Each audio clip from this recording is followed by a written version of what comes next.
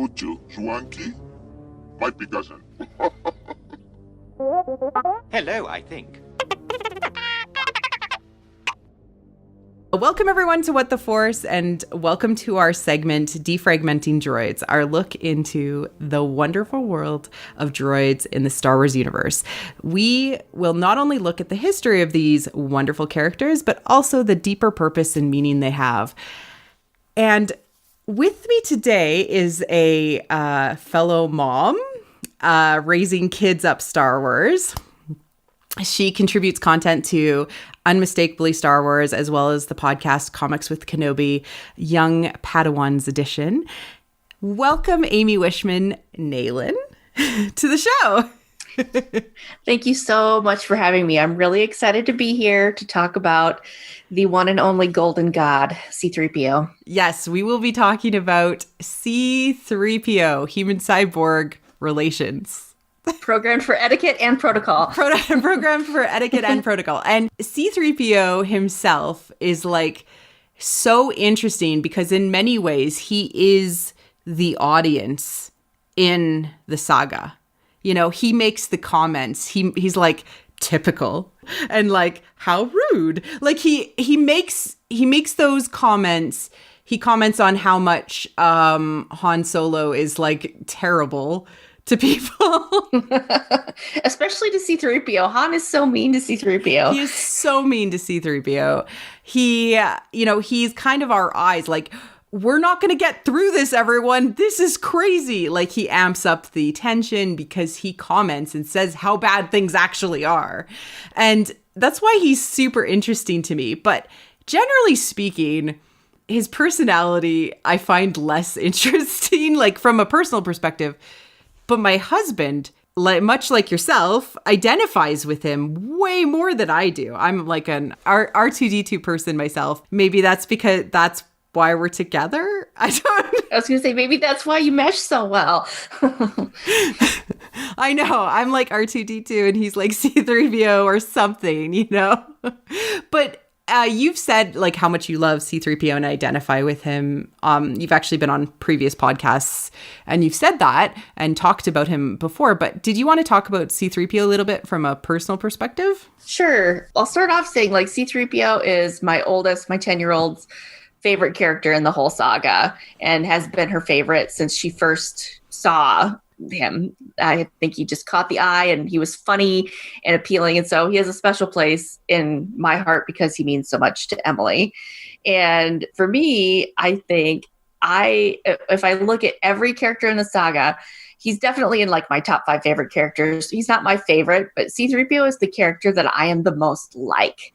He is the one that I relate to the most. And so I always kind of like laugh and cringe when someone talks about how much they hate C3PO. It's like, you would be so annoyed with me in real life if you are annoyed with C3PO, because I think C3PO is programmed to do a certain thing and he just wants to do his job. Like, he just wants to do what he's supposed to do. And like, if you think back on, I'm not going to remember the title, but that Clone Wars episode where he's like helping Padme plan a party and like going through all the different things that they need. He's just in his element and he's so happy and he's just so excited because he's just finally getting to do what he's supposed to do. And so often he gets dragged on all these crazy adventures, either with R2 or, with Han and Luke and Leia, or he gets taken apart in Cloud City and he has to get put back together wrong by Chewbacca or the Ewoks or Jabba's palace and all these things he goes through when he really just wants to have his very small existence that he's content with. I very much relate to that. Another way that I really relate to C3PO is he's kind of just an anxious old fussbutt. And that's definitely me. Like, he gets worried about things and he can't like be brave and put a face on it like Leia, and he can't brazen his way out like Han, and he's not like super compassionate and in tune with the Force like Luke. He's going to freak out and he's going to tell you about it because he just can't help freaking out about it a little bit. So I relate to that a lot too, because it's like, well, I could keep this anxiety to myself, but I really just can't. I need to just share it out with you. And we need to just talk about this. Like, the odds really are terrible. We can't do that. Or, surrender is a perfectly acceptable thing to do. We should do that. So, and I think another way I relate to him is, despite all of that, he still really does do his best, and he's quite loyal, and he means very well. He's well-intentioned, even if the results are like not what you would want. The effort is there, and he means well. And as someone who kind of frequently messes up things, or especially social interactions, sometimes it's like my heart really is in the right place. I'm very loyal to the people that I love. I would never intentionally do anything wrong or be annoying or be a pain, even if sometimes I am annoying and am a pain. And, not all of us can be heroes. Like, not all of us can be the big stars. Some of us are better suited for background and supporting roles, and to be there for the people who can be the heroes, and to do the little things that make the big difference. Like, telling R2 to stop the garbage mashers on the detention level, or pointing out that R2D2 could work with Uncle Owen, or telling the Ewoks the story about, the saga. Yeah. So those are like little things that actually made a really big difference, even though they're not like always remembered that way. Oh no. And like through that lens that you just gave me, I can see a little bit better about like how people view him. So that was like a great intro to like,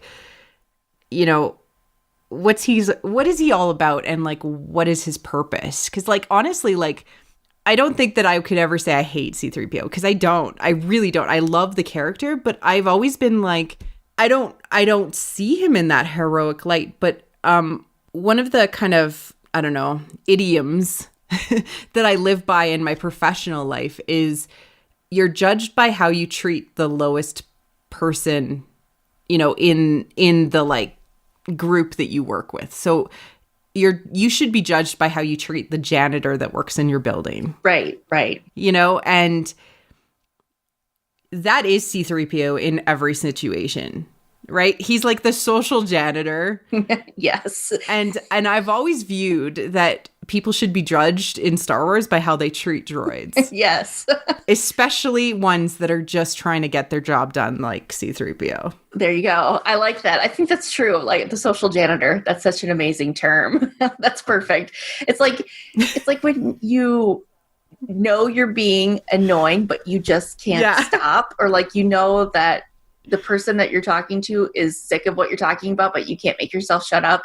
That's C3PO. Like those are those little moments where I'm like, yes, I identify that. I said, I can't be powered down, even though sometimes I wish that I could. Yeah, exactly. And like, you're just doing what's in your nature or your programming to do, right? He just wants to serve. That is literally his life's mission, is to be of service. He has a particular set of service protocols that he would like to live by, but like he can't, because people keep on not letting him plan weddings and parties and social gatherings. Exactly. And there's a Star War going on. What? Galactic unrest keeps him from his true purpose. Oh, that's heartbreaking in a Campbellian sort of way. Like we just want C3PO to follow his bliss. He needs to plan a wedding.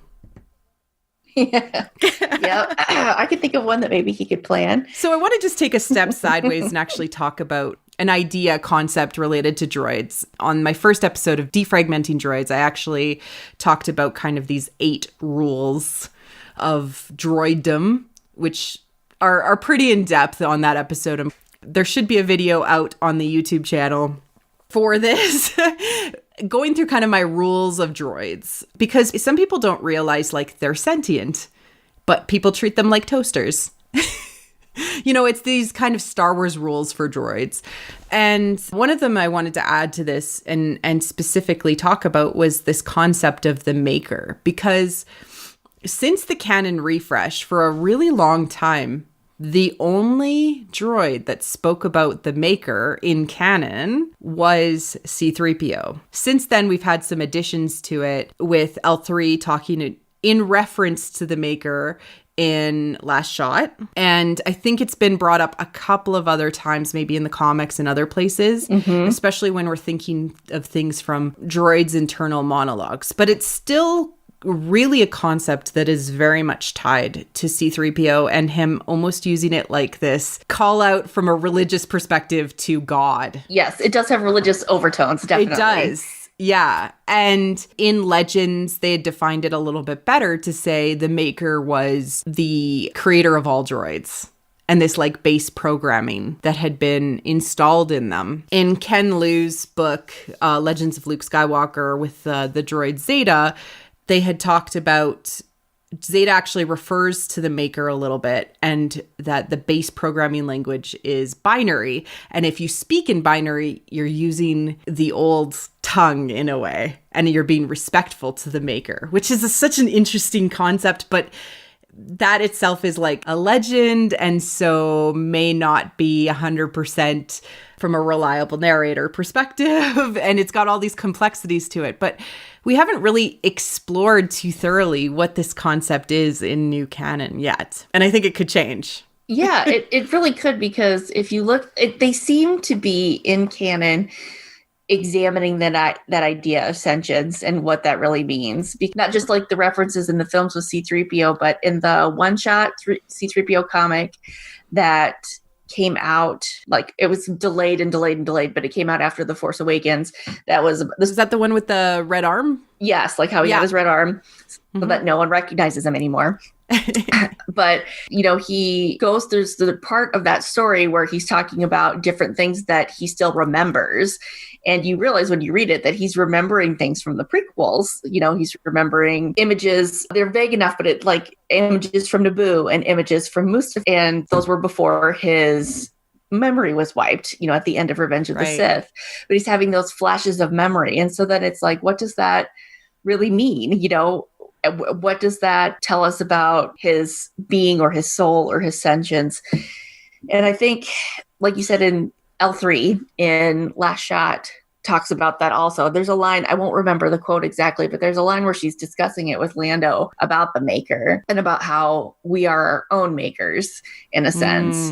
And I just felt like that was such a powerful line, not just because of like what her and her advocacy for droid rights and what that means, but what we can say, how that can relate to us as humans and how we are always making ourselves or unmaking ourselves and adapting as we grow. I think that's a really beautiful thing to think about. Yeah, and that theme itself ties very much into kind of who we choose to be and the path that we choose to put ourselves on in many ways. And that's a big theme in Last Shot itself as well, right? Like choosing to take responsibility, choosing to be present, choosing to have one last adventure.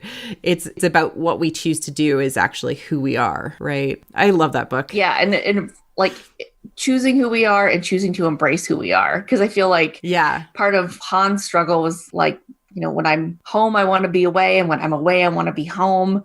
And just kind of finding that piece of accepting those parts of himself, that duality in his nature. Yeah. I also like to think like people used to say the Maker refers to Anakin. And I don't know if that's the case. Like, I don't know that Anakin is the Maker to C3PO. Yeah, it's hard to say because he made him from parts, right? And I mean, in a very literal sense, I guess he is, but is he not? And I also know that some people think of George Lucas as the Maker, like kind of in a meta sense. Yeah, exactly. I mean, you brought up some interesting things about C3PO being made from parts because, I've been trying to dig into a little bit of the history of Tatooine, and Tatooine itself had like civilizations long past gone before. Right? So it's That's like interesting. Could C3PO be put together from parts from one of the original made droids? Oh. Yeah. Now that I like. And that's why like headcanon accepted. And that's why C3PO himself is like so in tune with the Maker and has that like formulated in his brain so much. I like it. Yeah. I'll play with that headcanon for a little while. I mean, we don't know what it is, but I think that looking into the future of storytelling, I'm looking forward to more maker conversations, the nature of sentience, what this means from a historical perspective, I think would be just super fascinating to dig into. We've gotten some really cool droid perspective stories recently, like way more, like the Poe Dameron comic from BB-8's perspective where he's talking to R2-D2. I want more internal droid dialogue. I find it really fascinating. It really is. And how they all, like, I don't know, how they see each other and how they relate to each other. It's really interesting. Yeah, I love, we got a little tiny bit in The Last Jedi novelization by Jason Fry, a little tiny bit of R2-D2's perspective of C3PO. Like it's almost like chagrin. You know, like, when he's talking about the Falcon, like not really liking C3PO, it's like, kind of like shrugging it off, kind of like, yeah, but he's my guy, I love their relationship in general because, like, I think that R2-D2 really does love C3PO as, like, companion counterpart, but they get annoyed with each other and they butt heads so much. Yes, they're kind of like siblings in a way, that like love-hate thing going on, or like, I can say whatever I want to this person and I can do whatever I want to this person, but I will fight anyone who says anything mean to this person. That kind of dynamic. Yeah. And it's been that way, like, pretty much from when they were written, which is a good segue into going kind of the history of the character of C3PO. And he is inexorably tied to R2-D2 because they're literally, like, described together in the same kind of script paragraph because they are counterparts. And their characters themselves came out of a love of Kurosawa and the Hidden Fortress movie. And in it, the story is told from the perspective of these two peasants, one who's short and fat and one who is tall and skinny. And their personalities are very similar to C3PO and R2-D2. Not exactly, but, that kind of idea that we are following these two narrators in a way, and they're both narrators in a different way. Like, we know R2-D2 from a perspective of, like, he's kind of recording everything for all time, but C3PO is the one that can actually communicate that message to people, which He's the interpreter in more ways than one. He's the interpreter. Yeah. He's the one who speaks for the duo. So in the original script from New Hope, Star Wars 1977, an explosion rocks the ship. Two robots, R2-D2 and C3PO, struggle to make their way through the shaking, bouncing passageway. Both robots are old and battered. R2 is short, with a claw-armed tripod. His face has a massive computer light surrounding a radar eye. 3PO, on the other hand, is a tall, slender robot of human proportions. He has a gleaming bronze-like metallic surface of an Art Deco design. That's beautiful. It immediately tells you, okay, we have a little droid and we have a tall droid, and he is metallic and has this very stylistic look. And I think that they did a beautiful job of converting Ralph McQuarrie's original designs into what C3PO ended up looking like. Ralph McQuarrie based the original C3PO designs much on the Fritz Lang's Metropolis robot, which I will probably butcher the name of, so I apologize if I do, which was the Maschinenmensch. Your guess is as good as mine. And that was from the 1927 movie, which, if you have not watched Metropolis, it is groundbreaking and beautiful, and, deals with the struggle of the upper and lower class, and the upper class using the lower class basically as, like, commodities to be burned up to feed the upper class and allow them to live their opulent life. Themes that may be applicable to any age, I feel. But in that, there is a robot that is created by a mad scientist that is very iconic. Everybody knows what it looks like, basically, because it was used in posters and, like, all over the place. People have seen this robot. The robot takes a particular role in replacing kind of one of the rebellion leaders, and taking her place. and filling in for her and kind of causing almost like chaos and things to go sideways very quickly. But like there's this wonderful scene where the robot comes to life and it's very iconic. But Ralph McQuarrie was in love with this concept in this movie, which, you know, was fairly well known from a science fiction perspective at the time that Star Wars was being made. And you know, based his art on that. And you can see that out there. You know, you can just search it, his original design, as well as R2-D2 looked more like the chopper design. From Rebels. That was now for Rebels, yeah.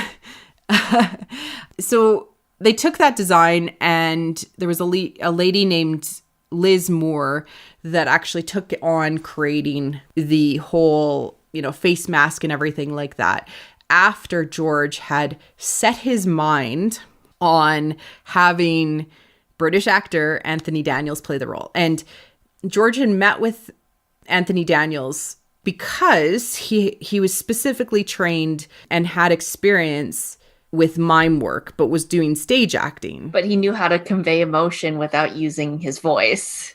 Exactly. Mask work especially was super important from George's perspective. And there's several interviews with Anthony Daniels where he talks about that basically George didn't take no for an answer. Like he really wanted him. And the drawings that Ralph McQuarrie had done were what actually had convinced Anthony Daniels to accept the role, because the figure was so forlorn. And he loved this idea that C3PO was always in the wrong place at the wrong time, essentially just like trying to do the best he could. A victim of circumstance trying to persevere. Exactly. And he basically had to, you know, he's wonderful when you actually like can see all the stories about his experiences. Like he was like the Tunisians thought he was a god at one point because he's in the 105 Fahrenheit, 40 plus Celsius weather in, you know, out there in the desert, and he's basically baking in this armor, and he's standing out there and like nobody had seen something like that at that time where he was. He said he really had to improv a lot by himself with R2-D2, and he had to really like make everything feel like he really believed that this was his best friend. He also couldn't look directly at R2-D2 because he couldn't bend his neck or his body enough. He couldn't articulate in that way. Yeah. Like it was so difficult. He also couldn't hold anything. So like in that scene in A New Hope where he's holding the comm, it's actually like taped to his hand. I never knew that. I love that. People forgot about him. His mask was actually locked into place. Like there was a tool that they had to use to lock the face mask in. And I love that he is so method and into it that The Last Jedi, he is still in the same costume. It's like, I'm sure they could have figured out a different way to do it, but he's like still in the costume. And I would say he is C3PO. Like I don't think we could see anybody else play that role, you know, like because Anthony has brought so much to that character. Well, not only that, like it would be so strange to have someone else do it, because he has embraced the role so much. I think like one of the things I find really endearing about him is that like he's at the celebration, you know, he's at every celebration, he does his panel, he does the cons, he does the interviews, and like, you know, it's fine if people who are in Star Wars don't embrace that part of, you know, being in Star Wars, but I just find it really endearing that, you know, he's continued to come back after all these years and has kind of embraced that as part of his, you know, legacy. I find it very endearing and that he's so loyal to the fan base. I think he gets a lot of enjoyment out of, you know, having fans that are like, you're Anthony Daniels. Like, I really do think that it's a reciprocal relationship with the fans. Like, they get a lot out of seeing him. He gets a lot out of it. I have stood about, I don't know, half a foot from him.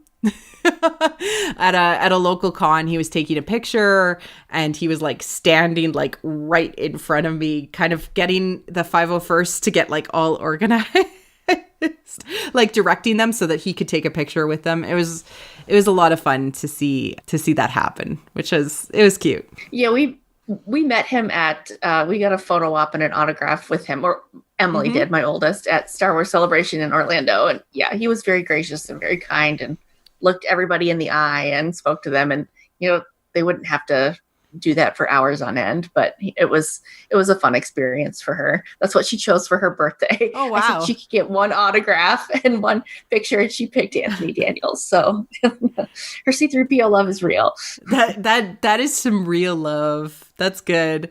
And I think that like it's good for the fandom to have somebody who's like that. Like it would be far worse if they were just like, ugh, the fandom. That would put like a wet blanket on it, I think, a little bit. But he does embrace it so much, which is nice. And he's done the voice. I mean, like Clone Wars, Rebels, Lego stuff, the video games. Like he always comes back and does the voice. I think that's another reason why he's so entrenched in the mind as like C3PO, because he is C3PO. He's done the voice so much. Yeah, I'm looking forward to what he does in 9. I know, me too. We'll see. I think that R2-D2 and C3PO should go and like talk some sense into Kylo. Just like show up on his door, like Jabba the Hutt palace style. Knock, knock, knock. Just see the Supreme Leader. Please sit down, boy. We need to talk. I changed your diapers. I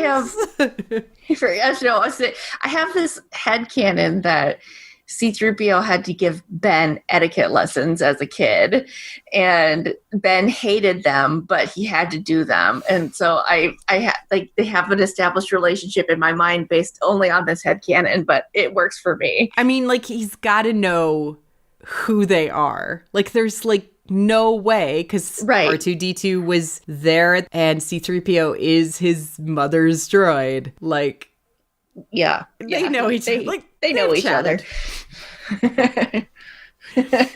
So, you know, kind of speaking into, we talked a little bit into the future, but let's talk about his past and like his journey and where he's going and what he's done. You know, you did a great intro into kind of his, I would say, greatest hits from herodom perspective, but you know, we dug into a little bit. He was created on Tatooine by Anakin. I like to think about this one specifically because, he was created on Tatooine, but why was he created? He was specifically created to help his mom. I know, because Anakin was such a good little boy.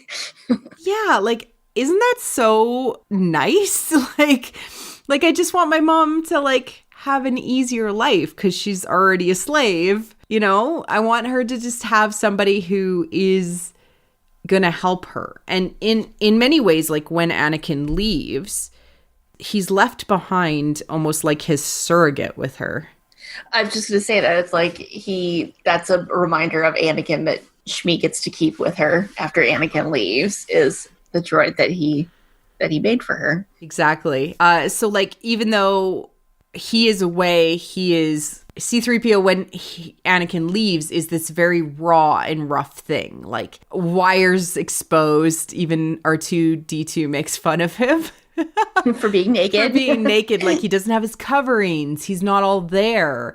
You know, he finally got his eye, which, you know, from a symbolism perspective, getting that eye and being able to finally see is very beautiful from a symbolic perspective. And also C3PO himself is very symbolic of where Anakin is at and what Anakin is like. And there's actually this behind the scenes cutscene from Attack of the Clones when Padme and Anakin come back to Tatooine, where most of C3PO's coverings had been put on, but his mom hadn't had a chance to kind of finish him completely. And Padme, in her downtime, however long that was, finishes the coverings on C3PO, puts his face mask on him. And there's actually this like cutscene of her like placing the mask on C3PO's face. I love that scene. When at the celebration in Orlando, he talked about that at his panel. Anthony Daniels did that deleted scene where Padme helps cover him up and finish completing his armor. And it was so sweet and so endearing. But like you said, the mask has a double meaning when you consider it alongside as a parallel to Anakin's journey. Mm-hmm. Like, I almost view, in some ways, C3PO and R2-D2 like the surrogates for Padme and Anakin. Like, when Anakin goes off to war, R2-D2 goes with him, which is, he's very much like Padme in many ways. Like, I want adventure. I'm going to solve this problem, hell or high water. Always kind of positive, all of those things. And C3PO is like all of the doubts and resignation and like heartache of Anakin. And he stays with Padme. Yeah. Yeah. No, it's very true. And especially if you think about, I think, wasn't R2 Padme's wedding gift to Anakin? Yeah. They were both. They were in exchange. Yeah. They were the exchange of each other's like gifts to each other. I don't know exactly when that's called out. I think it's called out in the novelization. Yeah, that's what I'm remembering too. So yeah. So in some ways, like, it's kind of like this exchange of a part of themselves in a way, right? Like, oh, that's kind of neat. But I mean, that means that like these two droids especially are even tied closer to the Skywalker line in a way, from a symbolic perspective. They represent Grandma and Grandpa. They represent Mom and Dad, you know, as we get into the original trilogy. And we get to see their perspective. I mean, the story is essentially, especially the original trilogy, and especially New Hope, through their eyes. Yeah. It's like in Revenge of the Sith, when he sees that Anakin is not doing well, and he tries to calm R2-D2 down from being like, you know, he's not doing well. and he's like, oh, you know, he's just under a lot of stress. Yeah. Like, just ignore this. Yeah. Yes. After like the temple, when he comes to see Padme, and R2 is like, something is wrong. And C3PO's like, oh, I'm sure it's fine. Everything's fine. It'll all work out. Yeah. Which is like very atypical for C3PO. I feel like he's actually should be more on the anxious side all the time. But in that moment, he was not in that place, which is really interesting from a script perspective. Yes, definitely. It was he was the one trying to calm R2, which is, like you said, uncharacteristic. Which is exactly like Anakin and Padme in the scene just before that. Yeah, oh, that's so true. Mind blown. And then, like, at the end of Revenge of the Sith, just after Vader has his mask, you know, come down, he is a new person. He is, you know, Anakin has basically died. C3PO's memory is lost. Mm-hmm. Another parallel. And taken away from him, and he has to become a new person. But yet R2's memory is not, and they're still together. They're still companions together. They're still companions, and so it's like, I'm sure that R2 occasionally brings up like things that C3PO should know, and then C3PO just gets frustrated with him. It's like, what are you talking about? You're such an idiot. Yeah, it's like, what? Like, I know, you don't know. I know. I don't remember that. That never happened. Exactly. We see in Revenge of the Sith, kind of at the start, though, before kind of the memory wipe and kind of him going into this weird, like, denial phase, he's actually at his goldenest that we ever see him. He is pure gold, and he is the shiniest we ever see him. And I would say that very much represents the golden Jedi Anakin. Yes, I'd say the image of what it's like on the outside before everything goes horribly, horribly wrong. Exactly. Like, Anakin is like this poster child as he, like, you know, comes from saving the Chancellor, right? And C3PO is also at his shiniest. And then when we see him again in A New Hope, he is dented. Silver leg. One silver leg.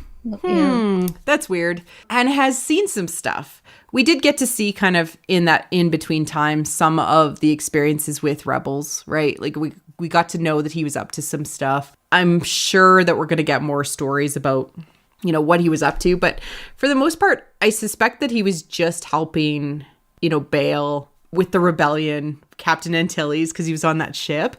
That was his job, literally, for kind of those 18 years, right? It was just hanging out on that ship. Plugging away, doing what needs to be done. Yeah. Translating for Minister Tua on Lothal as needed. Doing whatever job was assigned to him. And he was often confused by R2-D2's propensity to get into trouble. Yes, because I think R2 had a bigger picture about what was really going on. Oh, yeah, no. And certainly I think that he was being used by Bail to help with the rebellion, which is awesome, I think. Yeah, I agree. I'm going to continue with the parallels with Anakin. No, go ahead. I love it. In Empire Strikes Back, he's, as, we find out that there's an Imperial influence in the city. C3PO is literally torn apart. Right. In pieces. You're so right. Which in some ways, and like him kind of coming back together, is almost like the reflection of the crisis that Anakin / Vader was under in that moment, right? Because he had these conflicting priorities, his mission from his emperor, and we now have dug into like the Vader 2015 comic where, he wanted to find his son and connect with his son, and he had all of these desires to really understand him, and he had already started this weird journey back. But like that brewing seed and spark of change was fully happening when he was on Cloud City. Yeah, face to face with Luke. It's almost like C3PO is weirdly drawn to Anakin. Like, yeah. He finds himself wherever Anakin happens to be. Just C3PO. I was gonna say maybe it's the other way around. Who knows? There was it's Legends now. I think it was a Star Wars Tale comic where, and I'm not gonna remember the details, but Vader, it's on Cloud City and C3PO's in pieces, and Vader stumbles across it and sees him and sees C3PO pieces and has a recollection and a memory and says, "Leave it." And then Chewie finds him later and puts him back together. Oh, don't make sure he's not destroyed or just. Oh. Yeah. Like it's like that little touch of there's still good in him. They're still good in him. Yeah. And then C3PO is put back together and we, have the adventures with Return of the Jedi, and he's back on Tatooine, back in Tatooine, both him and R2-D2. R2-D2 is like, yeah, we're going to go do this. And he's like, oh my God. I loved the Jabba the Hutt, whole sequence with C3PO just being like, I guess we're here now. I guess I'm serving, because he tries very hard to serve Jabba the Hutt to his best of his ability. And he is so scared of what's going to happen after seeing the droid torture that goes on at Jabba's palace. Don't get me started on droid torture. I have so many problems with it. And then I think my favorite part in that exchange is when Luke shows up and to save Han and Leia, and C3PO's like, "Oh, Master Luke's come for me." I am the one he is here for. Hooray, my suffering is over. It's just it just never fails to make me laugh. It's like, yep, you got it, bud. He's there for you. He's there for you, yeah. And in the end, we get this nice, almost cutaway line where Luke says, "And don't forget the droids." Yeah. Yep. They pick him up out of the sand. Yeah, I think that Luke, in the beginning, did not respect droids, but by the end of the saga, respected them a lot more. It definitely. I think that was a part of his character growth as we see him mature. Yeah. And he, the only time Luke really is cross with C3PO is when they're getting crushed in the trash compactor. Oh, and that's the only time he really yells at C3PO. Like, and he He's doesn't like- even get mad at C3PO, like, when R2-D2 runs off. Yeah, he's more like, oh, he's mad that it happened, but he's not like upset. He's not it's mad not at, directed like, towards yeah. C3PO. Yeah. That's awesome. I love Luke so much. He's so gentle. Like, he's a good person. Like you said, you can tell, and you can tell a lot about a person by how they treat droids. Like you said, you can tell a lot about the goodness of Luke's heart by how he treats R2 and C3PO. Totally. And I love at the end of, like, well, midway through Return of the Jedi, we get like C3PO's like shining moment, right? Where he gets to, you know, kind of save the day by pretending to be this god, and then Luke amps him up a little bit. But then he actually takes a place in the village and becomes, you know, helps them bridge a gap with the Ewoks. Yeah. Yeah, he facilitates an alliance. And exactly, you're so much smarter than me with that. That was such a good way of putting that. And then, like, because of that alliance, it helps them kind of save the day. Yeah, they wouldn't have been able to destroy the shield generator without the Ewoks. Exactly. And what I love about that from like an Anakin parallel perspective is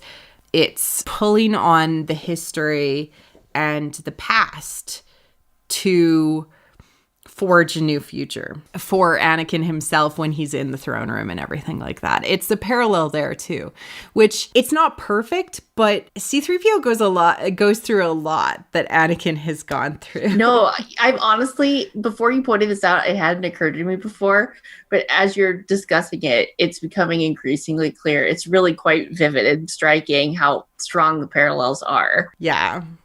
So it makes me think like, okay, so what does Grandpa want for Ben? Right. You know, in the sequel trilogy, because we have both grandma analogy in R2-D2, and we have C3PO, who is actively working against as a spy master. I know. That's one of my favorite things about the Poe comic series is how C3PO has been utilized in that, and it has his network of droid spies and that are working for the Resistance. I think that's so brilliant. I really, really love that. Which was kind of set up really well in Bloodline because of how he kind of started using those communication networks and plugging into them and kind of almost setting it up. It was really well done in Claudia Gray's Bloodline book. Everything Claudia Gray does is well done. But yeah.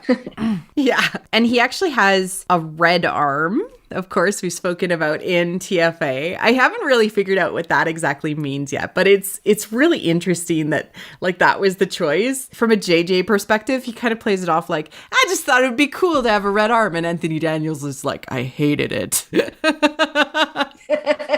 So much. I'm not sure exactly what it means, but like maybe it could represent like, you know, Anakin retrying to influence or bring his family back, or, you know, the blood of him still living. I don't know. There's lots out there from a symbolic perspective, but I don't know.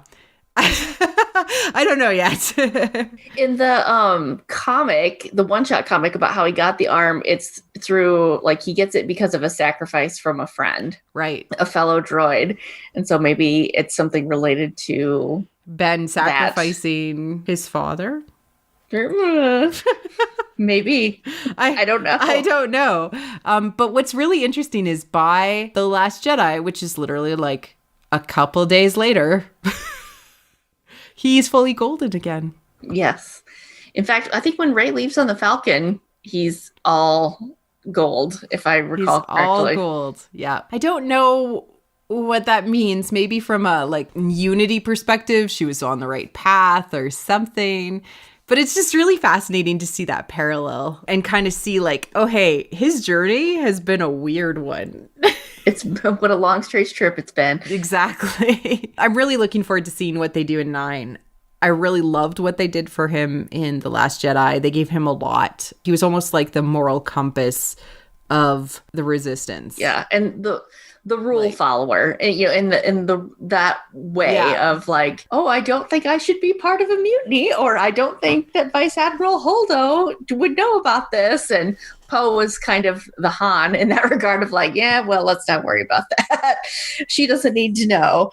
So I think they just had some really funny lines with him, like Leia telling him to wipe that nervous expression off his face that was wonderful. Just a really good tension relief at the moment. So I'm excited to see what they do with him in 9 too. Yeah, and it's his storytelling, and what's really interesting about droids themselves is that they can exist kind of through these longer periods of times as these through threads, and we can view how other characters change, because droids very rarely experience character growth. Right. They're usually pretty consistent because they're not organics. But he himself has changed. He has experienced change from, say, A New Hope. I would say that what we've seen of him in TFA and The Last Jedi, he doesn't complain about his mission any longer. Yeah. And what he's been assigned to do. Spy work is not what he's been assigned to do, but he understands the importance of it. In Bloodline, he actually complains about it. So it's really fascinating to see that change. Yeah, as to say, and it seems like he kind of takes initiative with the spy work once it's established and continues to work with it and to strengthen it and to find different ways to do it, which I find really interesting.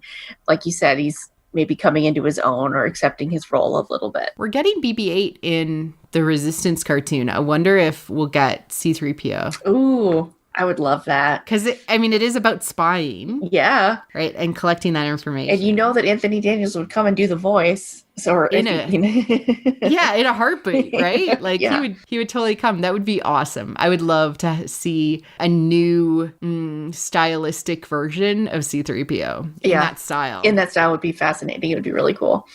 Yeah, totally. Okay, anything else you want to say about kind of like his journey or anything like that from like the story perspective? No, I think we covered it. Kind of went in depth, sorry. Don't apologize. I loved it.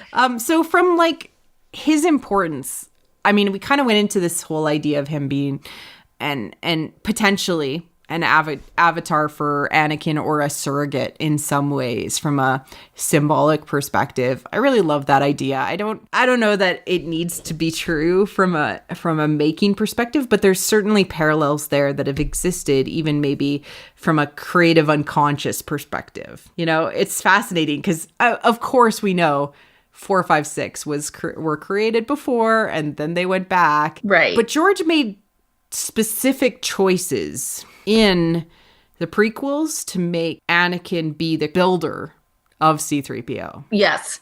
Yeah, that was a conscious choice. So because he wrote it. Mm-hmm. But like, it's one of the things that people complain about a lot. Like, a lot of people complain about that choice. So why make that choice? Because George is a smart guy.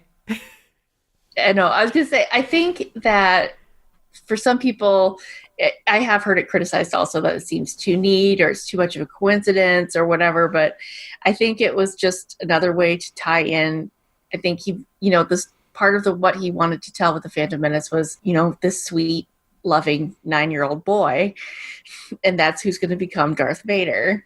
And some of the things that he made are going to stay around and have a lasting impact, even if his overall legacy is not good. No, I really like that because it's like, even though he himself was bad, his children, he helped with creating some of the things that ended up coming from him, right? So other things like that, in the future, Ahsoka, right? That ended up having a lasting influence and ended up working for the other side. Yeah, it's very interesting.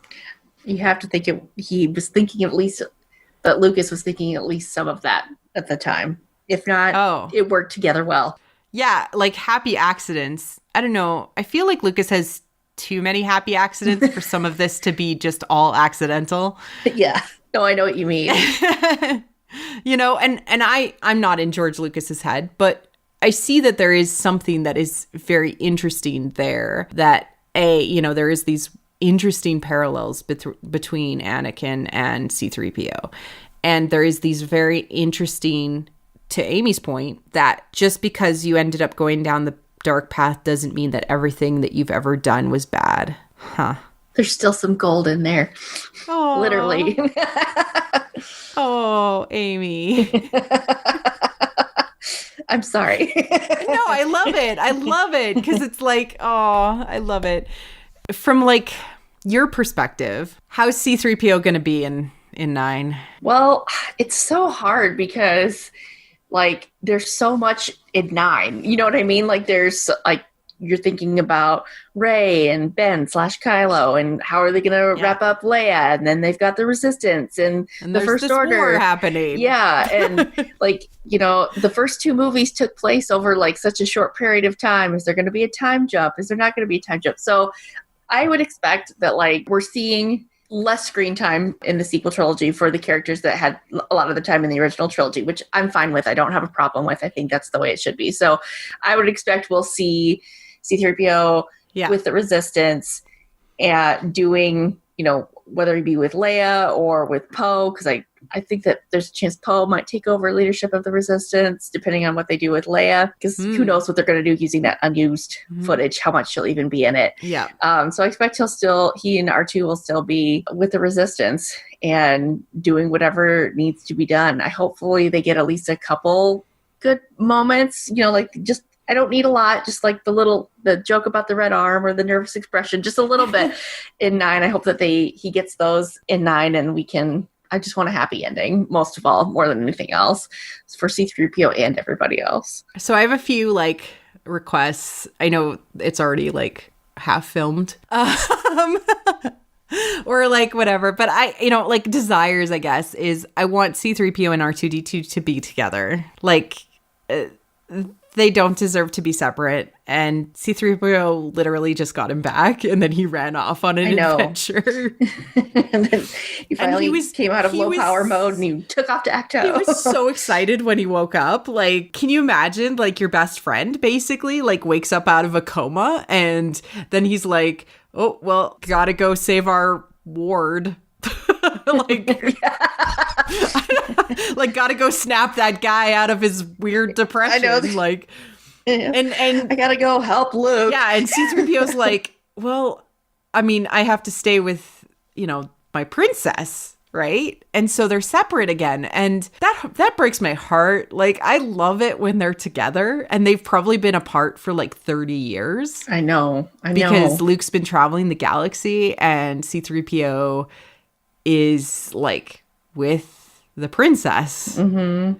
And I just want them to get together, and then I want them to have both of them to have like a moment with Ben. That would be amazing.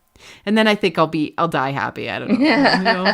No, I'll be able to like put a pin in both of their storylines to say they contributed what they needed to the Skywalker saga, bear witness to the events of 9, and I'll be happy.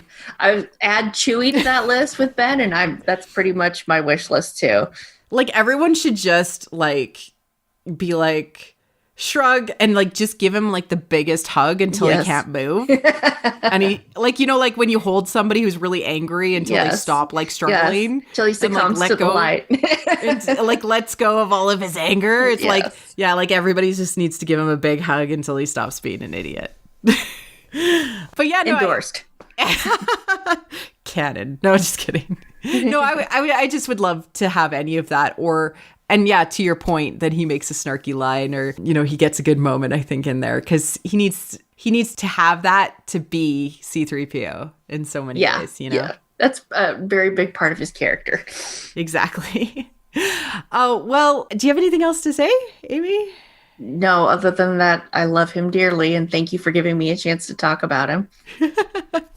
Well, I hope that this was an interesting conversation. I really enjoyed, especially your insight into like who he is and his background, and just like his character especially, which maybe was something that I don't know that I ever really thought about deeply enough to really get it, but now I really get it. So thank you for bringing me that like insight in this conversation, because I really do appreciate C3PO now, I think, because he's just trying to follow his bliss. Yep. He's just trying to function, perform what he's supposed to do. Because that's what makes him happy. You can hear it in his voice when he's able to do it, like in Clone Wars, etc., when he's able to be what he is meant to be. So now I guess we have one more wish, which is let C3PO plan an event. A Rayla wedding. Let's just say it. I think we would both be happy with that. He's planning the wedding. and like we get like a weird cartoon short of him actually doing all of that behind the scenes would be amazing. Yes, it would. He's wearing like a headset and got his clipboard, you know. And he's like sending R2-D2 out for like, you know, picking up Jogan fruit or something. R2-D2 can be the ring bearer, carry the rings down the aisle. Okay, I'll stop. Well, thank you, Amy, for coming on the show and helping me defragment the wonderful droid C3PO. Where can people find you if they're interested in tracking you down out there on the internet? I am mostly on Twitter, and you can find me at Amy Wishman, and I write for unmistakably-starwars.com occasionally, and you listed my podcasts at the beginning of the show, but you can hear me guesting on Unmistakably Star Wars and on Comics with Kenobi, Young Padawans edition, when I'm accompanied by my 2 young Padawans, and we talk about the Star Wars Adventures comics. So, oh, that's great. That's awesome. Yeah, they're really fun. It's fun. So this has been our Defragmenting Droids segment for What the Force. You can find us at WT Force Show on Twitter. Our website is whattheforce.ca. I am Marie-Claire Gould, your host, and thank you for hanging out with us for a little while and talking C3PO. Cheers.